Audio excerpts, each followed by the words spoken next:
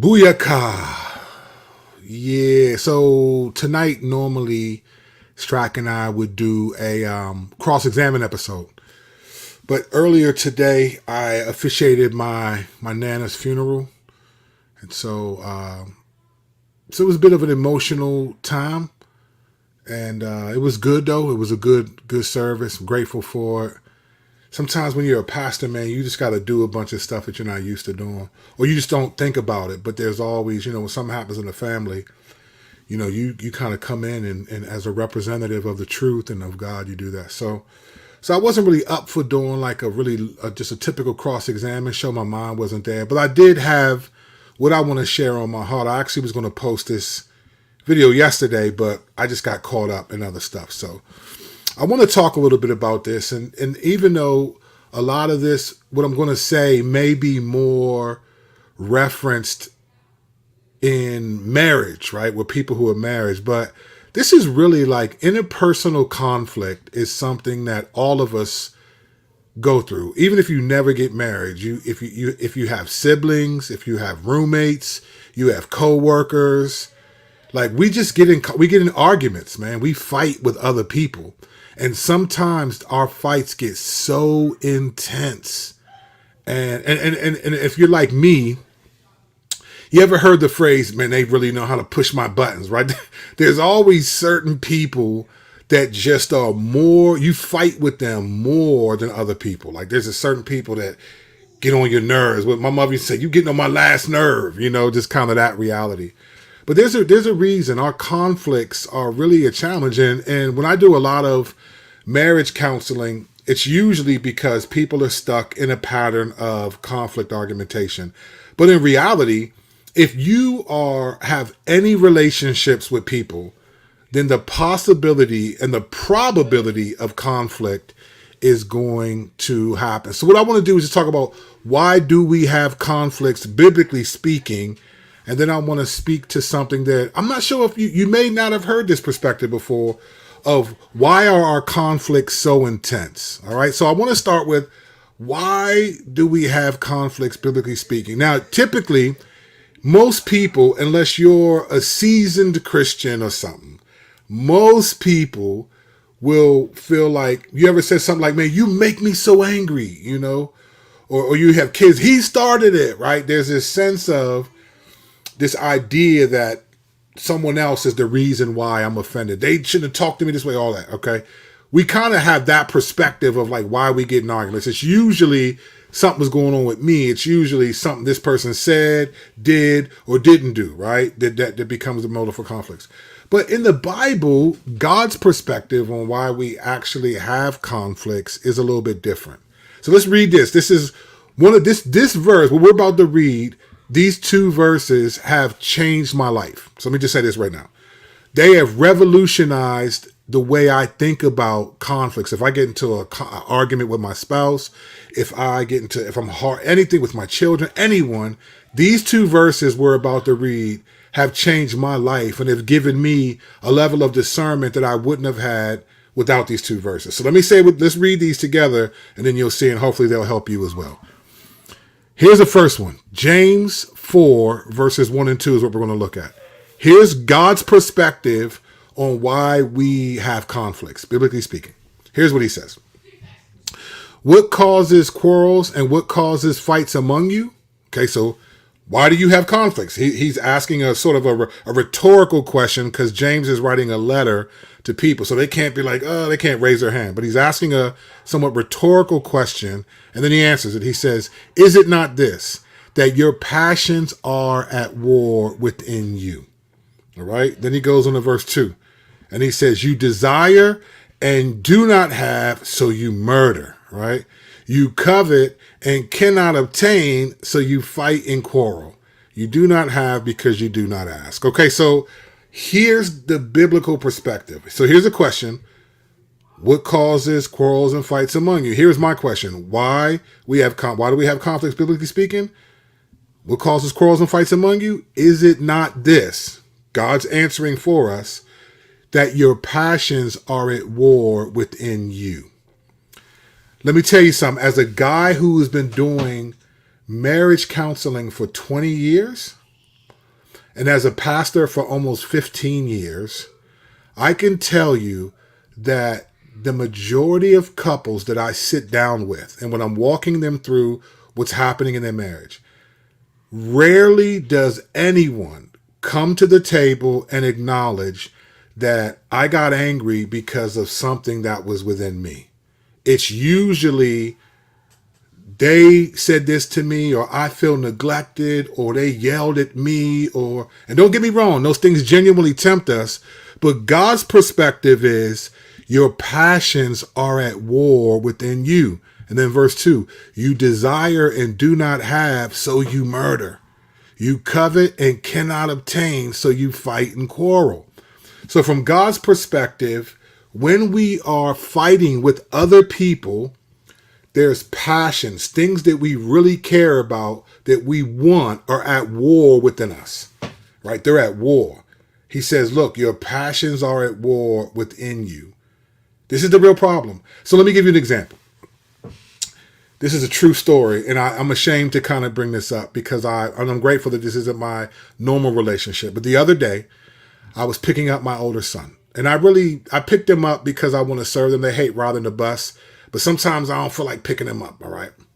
So I went to pick up my son, and I pull up to where I pick him up, and he's not there. Phone rings. It's him.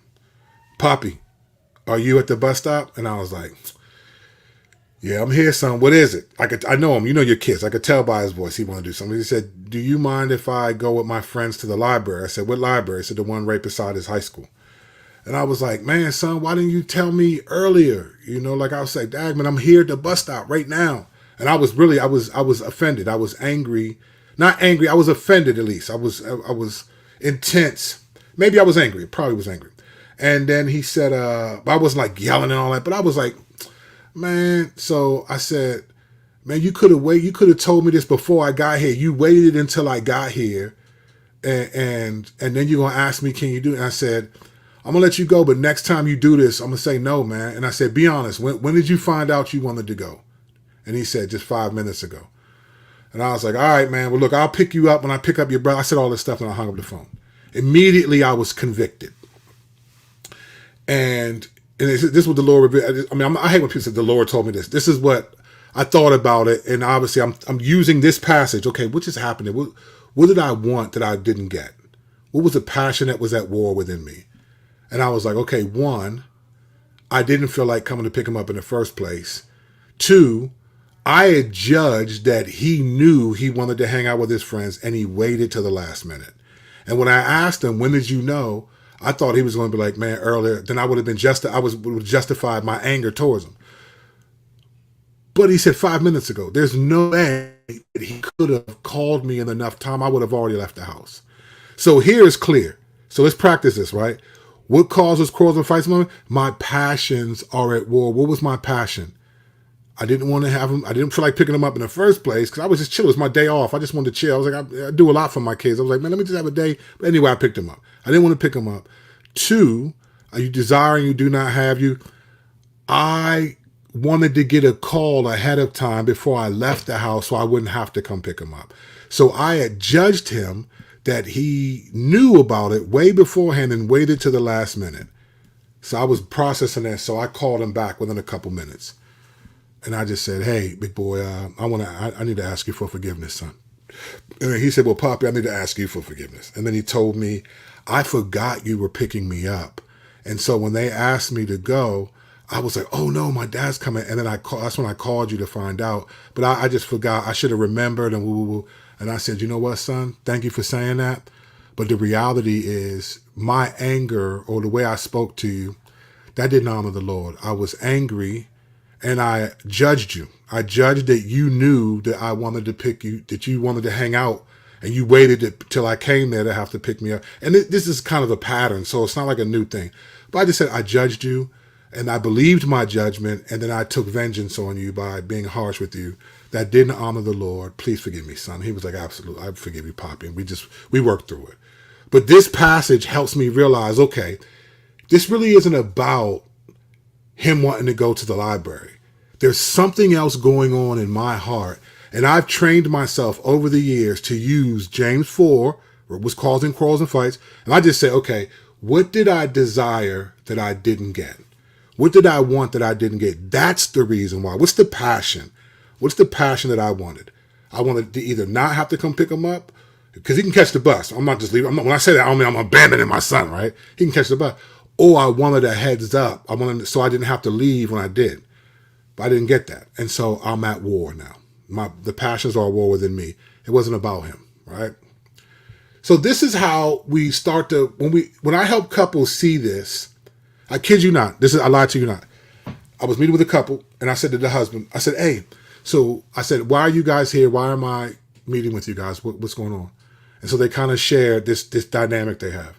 And so my next question was, I asked this question to a lot of people. Okay, so what did you contribute? Like, how did you contribute to the situation of why you're here? In other words, what sins did you commit that brought you here, right? Because I believe everyone, even if someone else initiates, if you sin back, you got here together, right?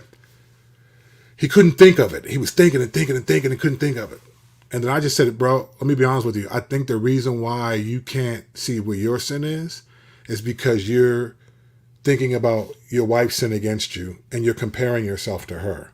And so you can't think of anything because you, and he was like, oh man, you're right. Then I said, look, we always compare ourselves to scripture. Let's go to Ephesians 5. Husbands, love your wife as Christ of the church. We'll wash it with the water of the word. And I said, now, and then he was able to walk through it, right? We always think it's someone else's responsibility of why we have conflict. All right. So why do we have conflict biblically? Because we have desires that we want that we're not getting. And they're not always bad. It's not like, hey, I want to come home and have a quiet evening with my husband, my wife. Or I just want to come home with my roommate. I just want to chill out and not do anything. And then you come home and then something happens and you don't get that. And then bam, you're offended. You have to biblically understand we're responsible for when we get in conflict with other people, something's going on here.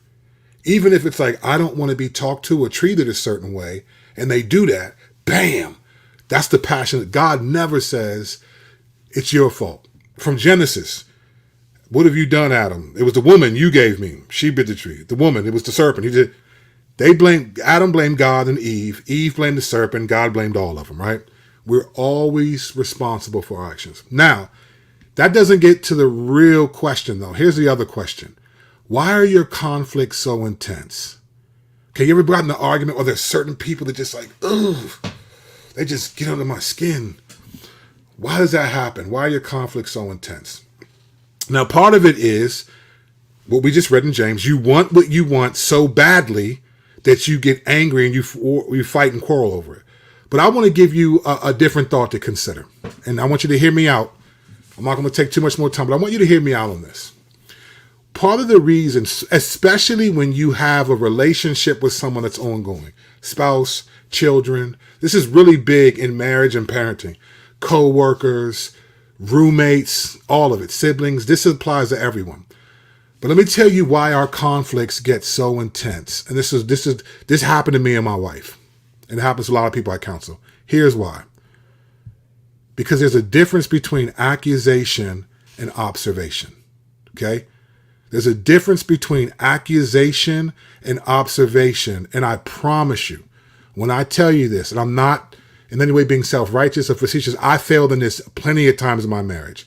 The majority of people do not know the difference. I'm talking about Christians. I'm not worried about what the world does. They do what they do. But Christians do not know the difference between accusation and observation.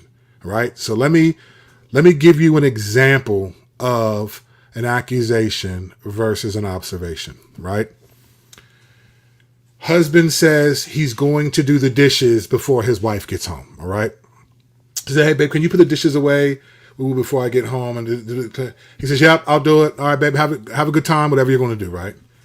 She comes home. He didn't do it, right? She comes in, and he just forgot. He got caught up. He got caught up. And she says, you didn't do the dishes.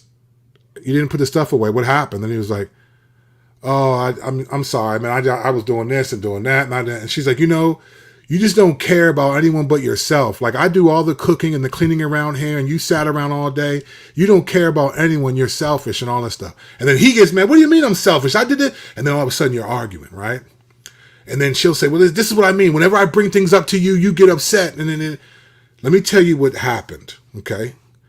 There wasn't an observation that she made. There was an accusation. This happens all the time. I've done it plenty to my wife, and I've had to ask for forgiveness. There was an accusation, not an observation. Let me tell you the difference. An observation is telling someone what they did. Hey, you didn't put the dishes away. You didn't clean the floor. An accusation is telling them why they did it. You don't care about anyone but yourself.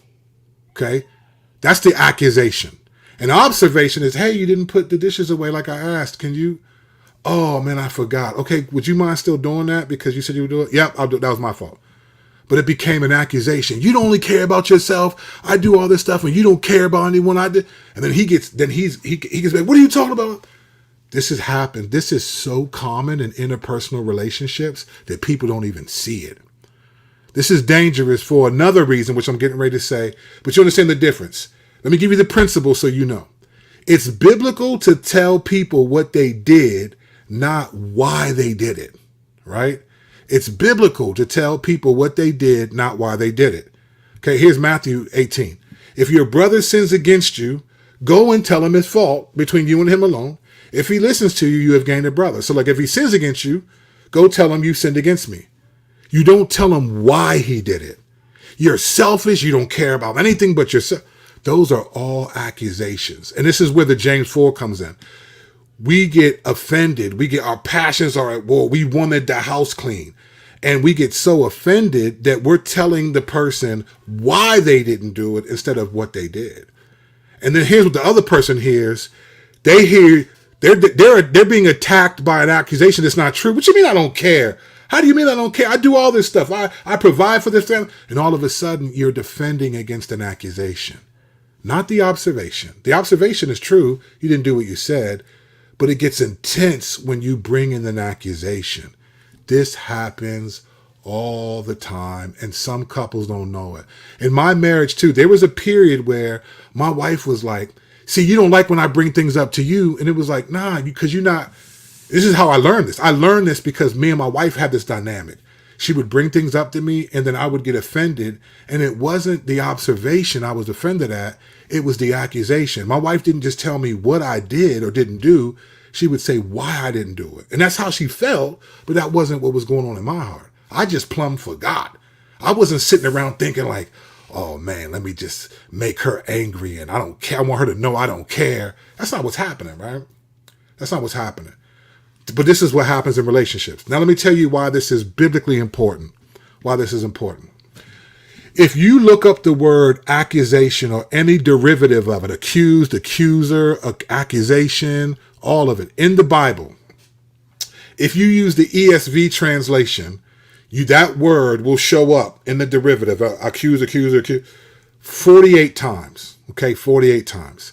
I've looked at every passage. Let me tell you this. This is something I don't know if most Christians know this. The word accused in the Bible is rare. It's almost never used in a positive sense. It's usually used. In fact, the majority of the time, the word accused is used. It's used in a way that's sinful. The accusation is sinful, right? I think this is intentional because God didn't teach us to make accusations. Now, let me give you a couple of scriptures to prove my point. I'm not going to read all of them, but let me give you accusation. What's really going on behind accusations? Look at Zechariah 3:1. Then he showed me Joshua, the high priest, standing before the angel of the Lord, and Satan standing at his right hand to accuse him. So here's Satan there to accuse Joshua. We know who Satan is, right? Let's keep going. Matthew 12, verse 9. He went on from there and entered the synagogue, and a man was there with a withered hand, and they asked him, is it lawful to heal on the Sabbath? So they might accuse him, right? So here they're trying to find a way to accuse Jesus. Everything they wanted to do was accuse him, not share an observation with him, but an accusation. They wanted to accuse Jesus. You get Luke 23, verse 1. Then the whole company of them arose and brought him to Pilate, and they began to accuse him, saying, "We found this man misleading our nation and forbidding us to give tribute to Caesar." That's not what Jesus did at all. So now accusation is connected to lying, right? Zechariah 3:1, Satan is the father of lies, right? So when he accuses, he's the father of lies, all right? Here's Revelation 12, verse 10. And I heard a loud voice in heaven saying, "Now the salvation and power and kingdom of our God and the authority of his Christ have come, for the accuser of our brothers has been thrown down." So Satan is considered the accuser of the brethren. Fellow believer, you can look this up in your own translation. The majority of the time, the word accuse is used in a negative sense. We're not to accuse one another, because you know why we don't? Because it's satanic. Satan is the accuser of the brethren, not us. We don't accuse one another. And if you think about this reality. Let's extrapolate what I'm saying and extend it to the broader church. How many Christians have you seen accuse other pastors or other Christians of being woke, of being white supremacists, of being a heretic? Now, don't get me wrong. There are some people who are wild out there, right? But there have been, I would say in the last 10 years, the majority of the church, people have built platforms, YouTube, platforms accusing other people of things based on sound bites. It might not even be true of that person, but when we accuse and make accusations, we are acting like Satan. He's the accuser of the brethren. When we make observations, so look, we got to go and show our people their faults, right? But so again, when you tell people why they did it, that's an accusation. That's an accusation, because we don't know people's hearts. This is big too with parents and children. They're our children and we have authority over them and we can tell them whatever and they listen. A lot of parents lose their kids because they make all these accusations. Because you watch them grow up, you're telling them all this stuff, that why they're doing it, and then they're getting offended because they don't think that that's why they're doing it. And then I've seen it destroy families. I've seen this destroy marriages. And I just showed you, just from a couple scriptures, I could have shown you more, but just a couple scriptures, we know at least two of them, Satan is the accuser of the brethren. When you see accusations flying, this is how you know. Whenever someone is telling someone why they're doing what they're doing, that's a red flag for accusation. An observation is describing what a person is doing. But if we're being honest, and the reason why it's satanic, because think about who Satan is. Satan tries to usurp God. Satan thinks that he's God. Excuse me. Have some spaghetti. Satan thinks he's God. He can stand in the place of God. So Satan thinks he has the knowledge of God. And so when he makes accusations, he thinks he knows what he's talking about. So when we make accusations, particularly of people's motives, why they do things, we're acting in the place of God and we're imitating Satan. We have to make observations. So again, it's biblical to tell people what they did, not why they did it. This is why conflicts get so intense. Because I'm telling you, if you accuse me of something, let me tell you why I strongly push back. Because normally, when we accuse people, we believe our accusations. And then there's usually some form of vengeance. We justify some sinful action or attitude once we have an accusation and we believe that accusation. That's what I did to my son 3 days ago. I accused him of knowing that he wanted to go out and did not. I believed that accusation, and then I executed vengeance in a tone that was harsh, that wasn't godly. And I was able to ask him for forgiveness by the grace of God. This is what we do. This is what we do. Satan he's confident of his accusations. When you start telling people why they did something, you've crossed the line. And I'm telling you, the majority of interpersonal relationships have this dynamic. So in closing, my brothers and sisters, make observations, not accusation. It's okay to tell someone what they did or put it in the form of a question. Hey, I saw this, and when you said this, this is how I processed it. This is how I felt. Is this true? Did you mean this when you said that?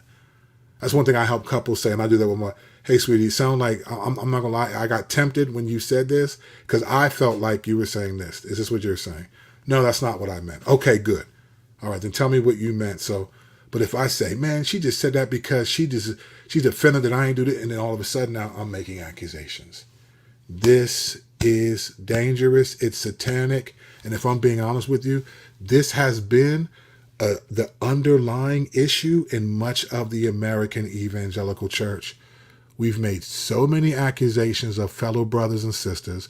We've believed those accusations, and then that justifies a degree of vengeance. And we've seen relationships torn apart.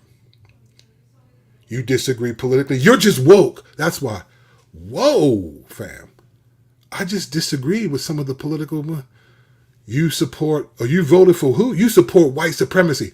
Whoa, fam. What are you talking about? That's an accusation. That's not an observation. We've seen this tear apart the church. So I wanted to share this. But what do I know? What do I know? I might just be accusing y'all of doing something because I'm still coming from my grandmother's funeral and still feeling it. What do I know? I don't think so, though, because I've been making this connection for people, first of all, in my own life and then other people's lives for a long time. Remember the principle. It's biblical to show people what they did. It's unbiblical to tell people why they did it, because you don't know. If you think you know why, then ask a question. Hey, I feel like you didn't clean up because you were being, make it the form of a question. But once you say, well, you don't care about nothing but yourself and all this and all that, you don't care about how I feel and I work, you've crossed a line. And now you're in the form of Satan, accuser of the brethren for no good reason. And if you're genuinely a Christian, you definitely don't want to be like Satan. Not trying to offend anybody, but some people can't handle the truth. All right? Don't forget to like and subscribe to the channel. Give me some love. You know what I realized? You know what I found out? People say this at the beginning because it's for the algorithm. If you like at the beginning, that's for the algorithm. That's why. So I got to start saying this at the beginning. I used to get mad. Like, why are you telling me to like and subscribe? Why are you telling me to like your channel, subscribe, and I don't even know what you're going to say yet? You got to do it at the beginning. So anyway, I'm going to start saying that at the beginning. I'm sorry for shaking the table. I'm not trying to make people get seasick around here. All right. Great talking with you guys. Appreciate you listening. Share the video, like and subscribe. Love you guys. Thank you so much. Grace and peace. See you when I see you.